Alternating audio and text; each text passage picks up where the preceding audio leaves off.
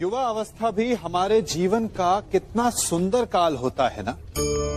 बाहू में बल, मन में कुछ बड़ा कर जाने की चाह, आंखों में भविष्य के सुंदर और कोमल सपने। और इसी अवस्था में मनुष्य के भीतर पनपता है प्रेम। किसी को देखकर उस पर मन मोहित हो जाता है और फिर मनुष्य अपना सब कुछ उस पर न्यौछावर कर देना चाहता है। फिर प्रेम की परिणति होती है विवाह में। क्यों? सबको अपने खट्टे मीठे संस्मरण स्मरण हुआ है ना।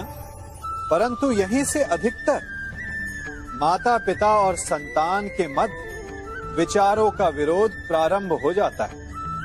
संतान को लगता है कि उसका चुना जीवन साथी ही उसके लिए उपयुक्त है और माता पिता को लगता है कि संतान अनजाने में भूल कर रही है। संतान का तर्क होता है कि उसे विवाह किससे करना है, ये उसका अधिकार है। और माता पिता का तर्क ये होता है कि अब भी जीवन साथी चुनने की समझ संतान में है ही नहीं। तो इस अवरोध को काटा कैसे जाए, उचित निर्णय कैसे लिया जाए?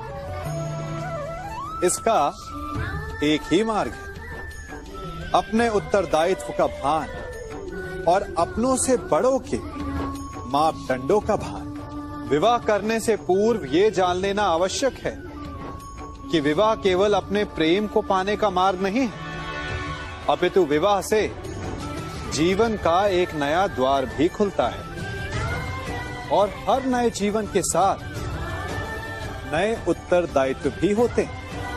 और यदि इन उत्तरदायित्वों को समझकर निर्णय लिया जाए तो विश्वास कीजिए, आपका दाम्पत्य जीवन आनंद से भरा रहेगा और आपको कभी ये पछतावा नहीं होगा कि आपने कोई अनुचित निर्णय लिया।